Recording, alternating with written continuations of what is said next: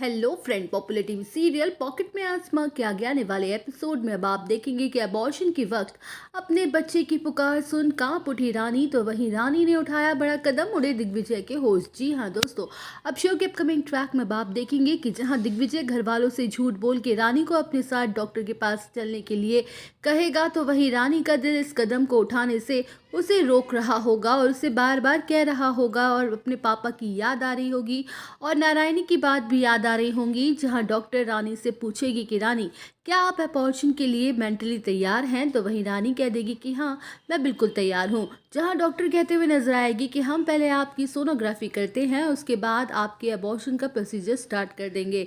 Well, अब show के upcoming track में आप देखेंगे कि जहां डॉक्टर रानी की सोनोग्राफी शुरू कर देंगे और उसके पेट पर मशीन लगाते हुए उसके बच्चे की छोटी छोटी एक्टिविटी स्क्रीन पर दिखाएंगे, तो वहीं रानी को फील होगा कि बच्चा भी उससे फील कर रहा है।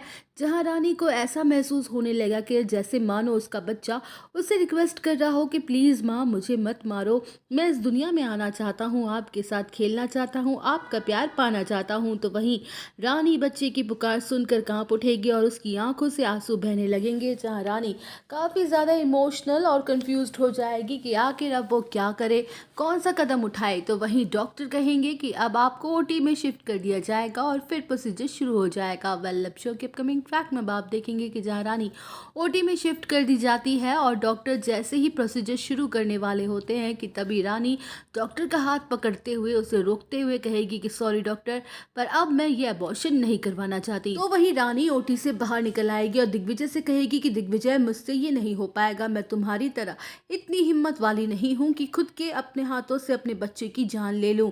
हाँ, मैं मानती हूँ मेरे लिए मेरा सपना इम्पॉर्टेंट है, पर अब ये बच्चा भी मेरी ज़िंदगी का हिस्सा बन गया है, तो मैं इसे खुद से दूर अलग नहीं होने दूंगी। जहाँ रानी घर वापस लौट के आ जाएगी और उसको देखते ही नारायणी उस पर थप्पड़ जड़ देगी और कहेगी कि मेरी रिक्वेस्ट करने के बावजूद भी तूने इस घर के चिराग को मार ही दिया ना। तो वही रानी कहेगी कि नहीं माँ, मैंने बच्चे की जान नहीं ली, मैं कैसे आपसे आपके घर के चिराग को छीन सकती थी।